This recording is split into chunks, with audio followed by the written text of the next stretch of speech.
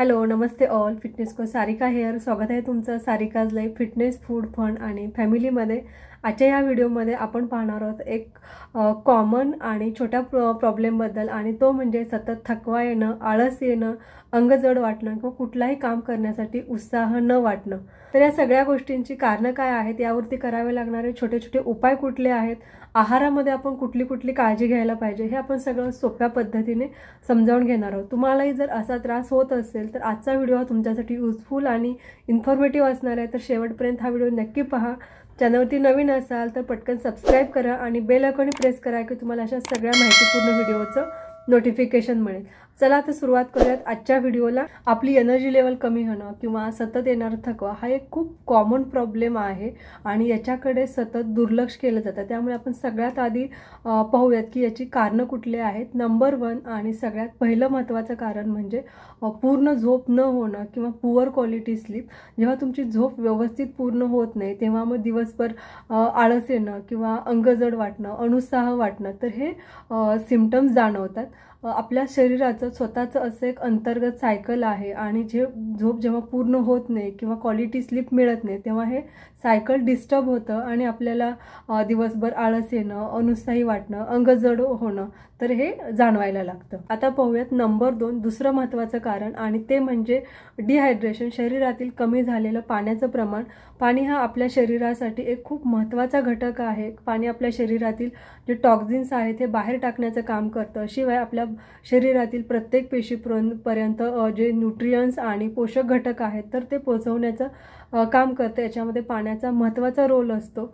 शरीरातील पाण्याचं कमी झालेलं प्रमाण आपल्याला इरिटेबल, क्रँकी, टायर्ड, ऊर्जा कमी झालेलं फील करते, एनर्जी लेवल कमी होतात, आणि म्हणूनच आपली एनर्जी लेवल मेंटेन ठेवण्यासाठी आणि वाढवण्यासाठी पाणी आपल्या शरीरातील व्यवस्थित मेंटेन ठेवणं आणि त्याच्यासाठी पुरेसा वॉटर इंटेक घेणं हे खूप गरजेचं आहे। तिसरं महत्त्वाचं कारण म्हणजे ॲनिमिया। शरीरामध्ये जर लोहाचं प्रमाण कमी असेल तरी सुद्धा एनर्जी लेवल कमी झालेत किंवा थकवा वाटतोय, आळस वाटतोय, अंग जड वाटतंय, उत्साह वाटत नाही, तर हे सिम्पटम्स जाणवतात। आपल्या शरीरामध्ये प्राणवायू, ऑक्सिजन वाहून नेण्यासाठी लोहाची गरज असते, आयनची गरज असते, आणि शरीरामध्ये जर आयनची कमतरता असेल, लोहाची कमतरता असेल तर पेशींना पुरेसा ऑक्सिजन मिळत नाही।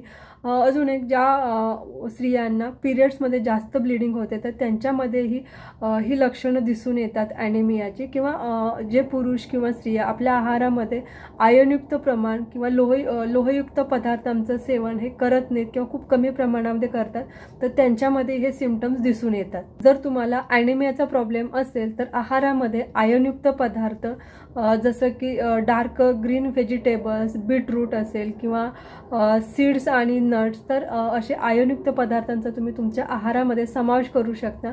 इथे अजून एक गोष्ट लक्षात ठेवायला हवी, जर का तुमच्या शरीरामध्ये हिमोग्लोबिनचं प्रमाण कमी असेल, खूप जास्त कमी असेल, तर डॉक्टरांच्या सल्ल्याने याच्यासाठी औषधं घेणं हे खूप गरजेचं आहे। नंबर 4 चौथं महत्त्वाचं कारण म्हणजे न्यूट्रिशनल डिफिशियन्सी। आपल्या शरीरामध्ये पोषक घटकांची कमतरता। आपला आहार जर समतोल नसेल, आपला आहार जर परिपूर्ण नसेल तर शरीरामध्ये पोषक घटकांची कमतरता तयार होते।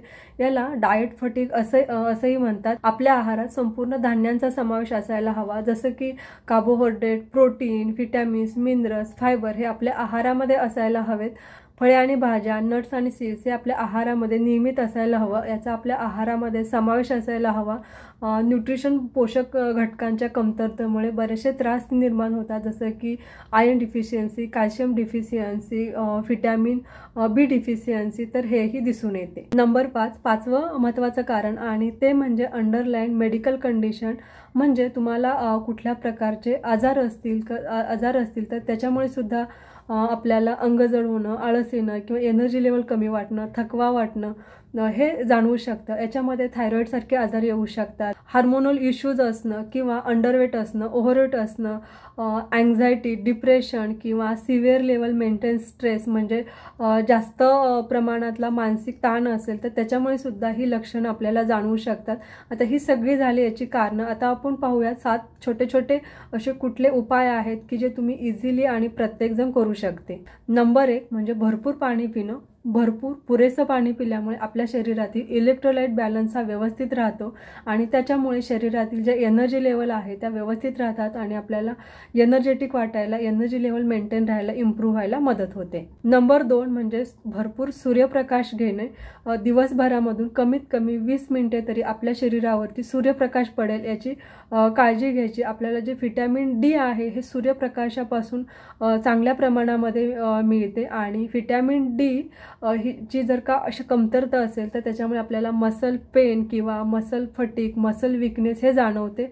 सोबतच जर का आपल्या शरीरामध्ये व्हिटॅमिन डी हे पुरेशा प्रमाणात असेल तर कॅल्शियम ॲब्सॉर्प्शन होण्यासाठीही मदत होते. नंबर 3 जर का शरीरामध्ये आयर्नची कमतरता असेल, हिमोग्लोबिन कमी असेल तर प्रायोरिटीने ह्या गोष्टी करेक्ट करून घेण्याकडे लक्ष दिलं पाहिजे.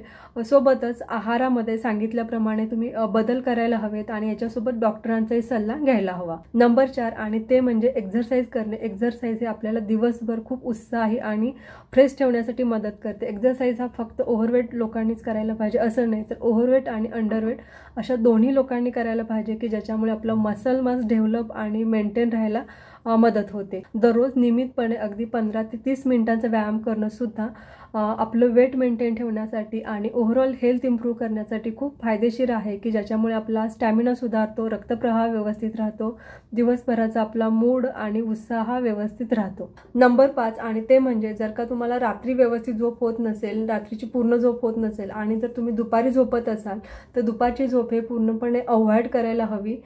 दुपारची झोप आपल्या आरोग्यावरती आणि वजनावरती काय परिणाम घेते, दुपारची झोप घेणं योग्य की अयोग्य किंवा घेतली तर किती घ्यावी या संदर्भात आपण एक सविस्तर व्हिडिओ दिलेला आहे. त्याची लिंकही मी खाली देत आहे डिस्क्रिप्शनमध्ये, तर तो तुम्ही नक्की पहा. सोबतच झोपेबद्दलही आपण सविस्तर एक व्हिडिओ बनवलेला आहे, त्याची लिंक मी डिस्क्रिप्शनमध्ये देत आहे. दोन्ही व्हिडिओ जे आहेत युजफुल आणि इन्फॉर्मेटिव्ह आहेत तर ते तुम्ही नक्की पाहा. नंबर 6 महत्त्वाचा उपाय म्हणजे जर का तुम्हाला एक्स्ट्रीम लॅक ऑफ एनर्जी म्हणजे खूप एनर्जी कमी झाली किंवा खूप थकवा जाणवते तर अशा वेळी तुम्ही डॉक्टरांच्या सल्ल्याने व्हिटॅमिन बीचे सप्लिमेंट घेऊ शकता. अशा वेळी व्हिटॅमिन बी सप्लिमेंट घेणं हे खूप युजफुल ठरू शकतं.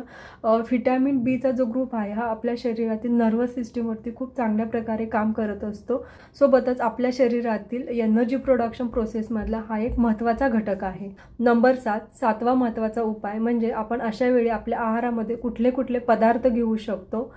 2 खारीक, 5 ते 6 मनुका, 4 बदाम आणि 2 अक्रोड हे रात्रभर दुधामध्ये भिजत ठेवून आपण सकाळी घेऊ शकतो. सोबतच काही पदार्थ आपण आपल्या आहारामध्ये नियमितपणे समावेश करायला पाहिजे आणि ते म्हणजे कोंडायुक्त धान्य, हिरव्या पालेभाज्या, लिंबूवर्गीय फळे, बीट असेल, खजूर असेल, सोबतच काळ्या मनुका आणि टोमॅटो असे पदार्थ आपल्या आहारामध्ये नियमितपणे समावेश करायचा की जे आपल्या एनर्जी लेवल मेंटेन ठेवण्यासाठी, ओव्हरऑल हेल्थ इम्प्रूव्हमेंटसाठी आणि वेट मेंटेनन्ससाठी सुद्धा मदत करतात. तर आजचा व्हिडिओ नक्कीच युजफुल आणि इन्फॉर्मेटिव्ह असेल. जर तुम्हालाही दिवसभर उत्साह वाटत नाही किंवा एनर्जी लेवल कमी वाटते, अंगजोड वाटते, आळस येतोय तर ह्या ज्या सांगितलेल्या 7 उपाय आणि टिप्स आहेत ह्या नक्की फॉलो करा. तुम्हाला जे चेंजेस मिळाले कमेंट करून सांगायला बिलकुल विसरू नका. व्हिडिओ आवडल्यास व्हिडिओला लाईक करा, शेअर करा तुमच्या खूप साऱ्या फ्रेंड्ससोबत. लवकरच भेटूयात अजून एका नवीन व्हिडिओमध्ये नवीन माहितीसह. थँक्यू.